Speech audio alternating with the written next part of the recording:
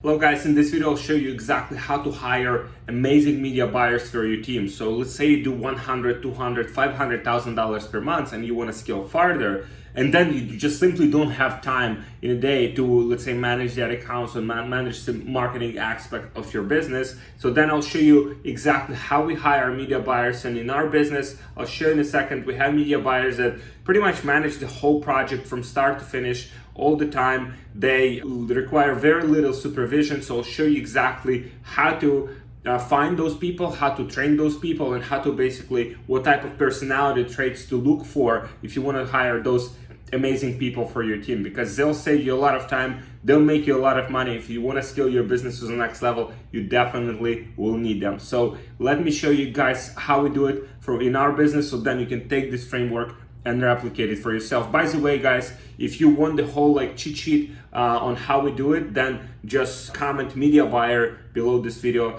This video is for advanced people, right? This video is not for people who are starting out. So if you already do like $100, $200, $500,000 per month and you want to scale further with your business, then this video is for you. So just comment media buyer for the whole cheat sheet and let's get started, guys.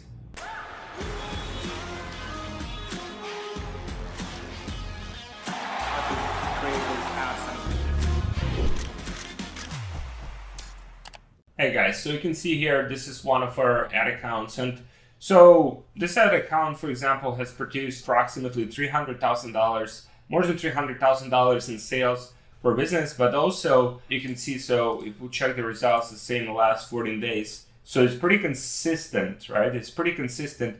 Now, the best thing about this ad account is that, for me personally, is that I don't manage it myself, right? So our media buyers in our company, they manage the whole ad account. They have the assigned source that they manage. And this is basically how we structure a company. So everyone has the specific project they're responsible for. And this is exactly what I want to show you throughout this video, guys, how to find these people, these responsible people that can take, big bunch of responsibilities and manage a project like this. So for example, this project, if it produces, let's say $300,000 per month, in sales for us, pretty good profitability here. We are about 40% with this particular store, but then also it doesn't take a lot of my personal time. And this is exactly what I want to show you how to do, guys, how to build these assets in your business where you can put responsible people in place and have them run the projects. For the most part, obviously it will require some of your supervision, initially, but then how to build these amazing people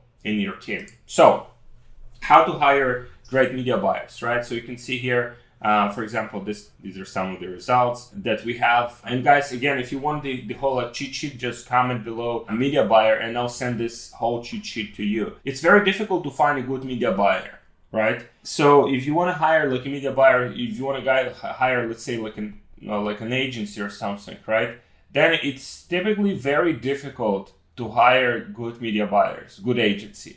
And most of the times they just burn your money, because to properly understand your business, to properly understand at least your store, your products, your model, all of those things, person needs to dedicate quite a lot of time to it, right? And typically the agencies, the media buyers, they have multiple clients. So there's no capacity, there's no way on earth that they can do many projects well, right? Because every project requires a time, and every project requires an effort. So there's obviously a limit of how many projects each person can handle. And oftentimes the freelancers, the media buyers, they're oversubscribed. They have too many clients because they want to, collect money from as many clients as possible. They undercharge. So then they need to get even more, clients to compensate for that. And so that's why training media buyers internally in your team. By the way, guys, sorry about the glasses. I have some allergy, so that's why I have the glasses. But basically, the thing is, it's better to train the media buyer internally, because then you have a person that you have trained, the person that can be part of your team internally, and whatever projects you give them, maybe they'll grow throughout the company. And then let's say you grow the senior media buyer, then they can train junior media buyer, right? And kind of evolves, and the whole company grows by itself. And also doesn't require a lot of your time to do that after the initial training, right? So some of the things initially, right, that we pay attention to, some of the things that we when we hire people that we pay attention to basically one of the things is technical adaptability, right? So for example, if Facebook changes policies or new analysis like tools and apps for Shopify coming up, right?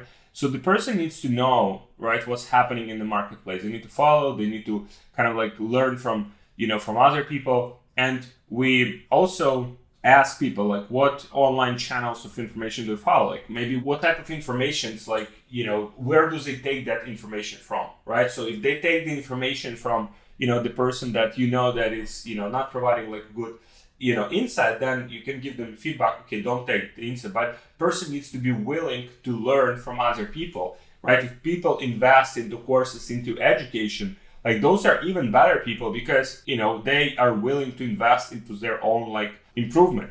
So this is one of the things, right? But we don't have like, for example, even if person learns from someone, right? We want that person to have a critical thinking. So if they bring some ideas, okay, so this guy told me they do this stuff, right? It's not like set in stone, right? It's just the person brings that idea and, we always validate that idea, right? We have that idea, we have the concept, we test it by ourselves, and then we find the proof of concept or we just reject it, right? And we continue testing new ideas, but we don't have this like, okay, because someone else says this type of person on YouTube or this type of person somewhere else like said something. It doesn't mean that it's true, right? It doesn't mean that that concept will work in our specific situation. So we always test, we always continue, testing new things, but we always look for things that work in the individual parameters of, let's say, of our account, of our store and stuff like that.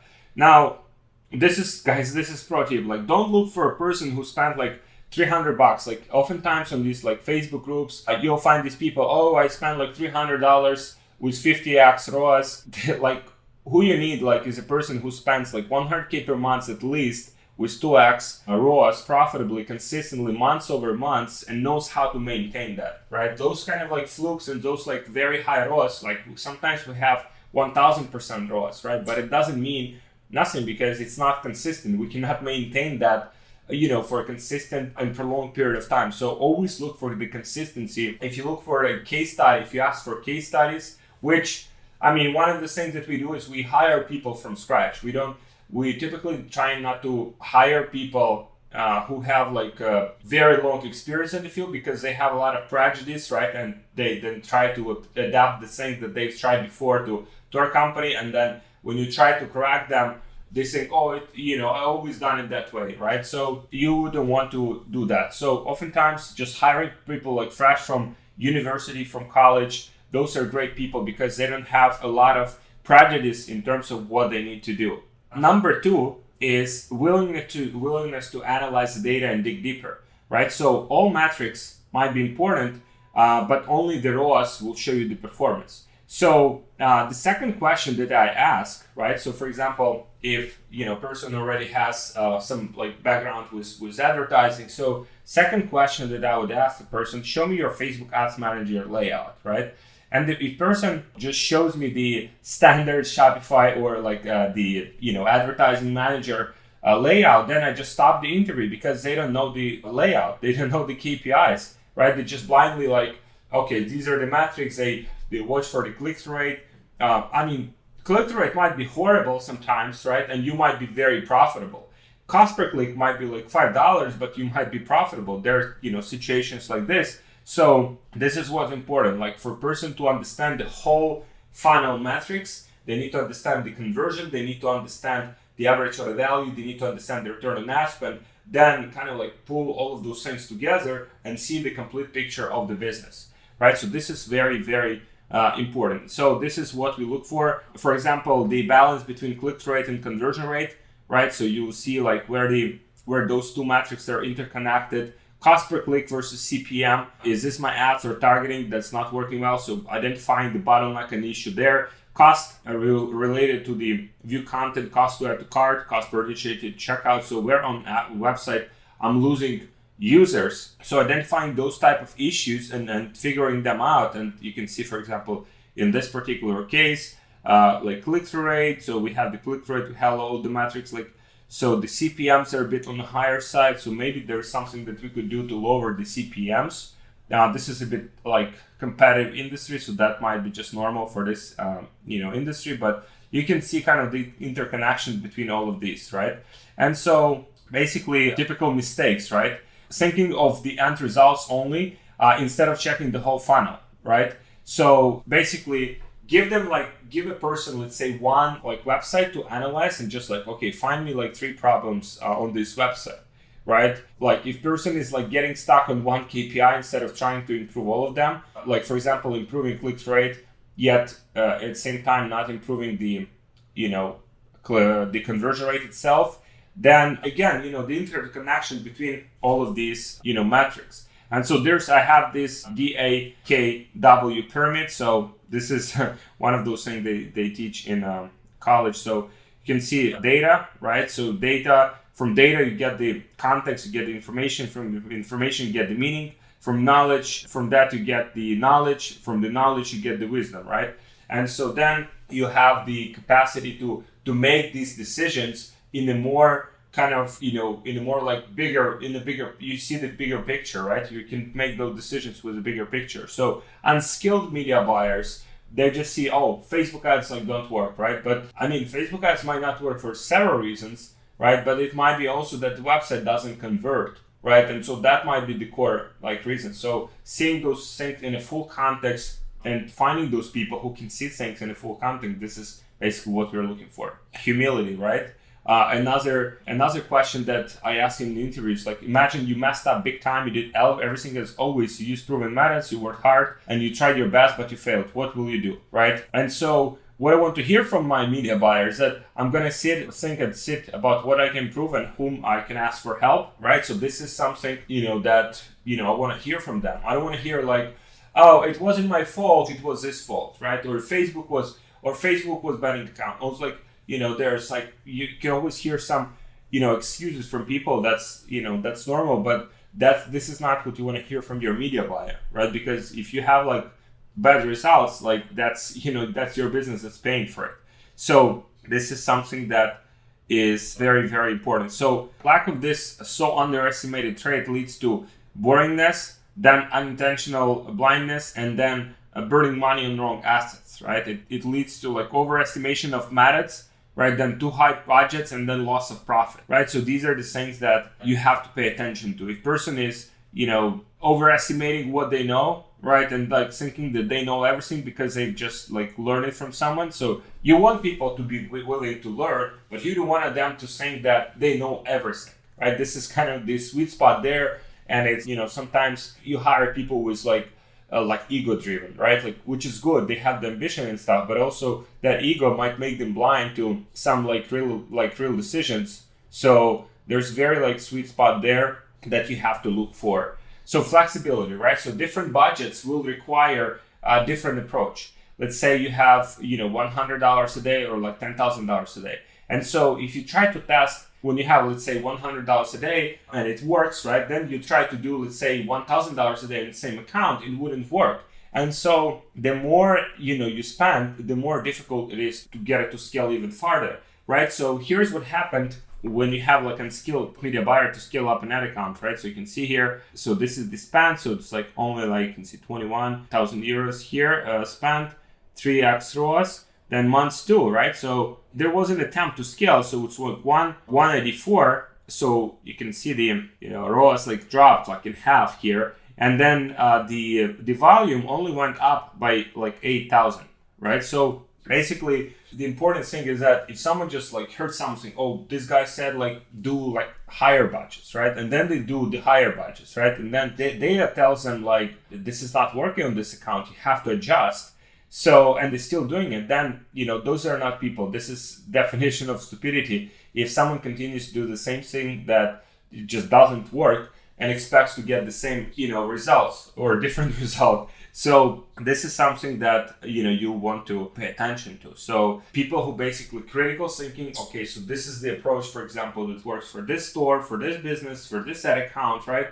And then we have other things that working for other ad accounts, other businesses, other stores, right? So finding that unique approach for every asset, because you will find that every ad account behaves differently, right? And finding that like sweet spot in terms of the approach is very like is the thing that you need to do. If you try to apply the same framework to every single ad account, it will simply not work. So my first question on the interview, right? So whose methods of ad scaling do you use in your work? And the perfect answer is no one's, right? But I've tested many of them. So this is the type of like approach you want to hear. This is the type of the person you want to hire, the person who takes different things and then combines and creates something unique for themselves. It works for their specific situation.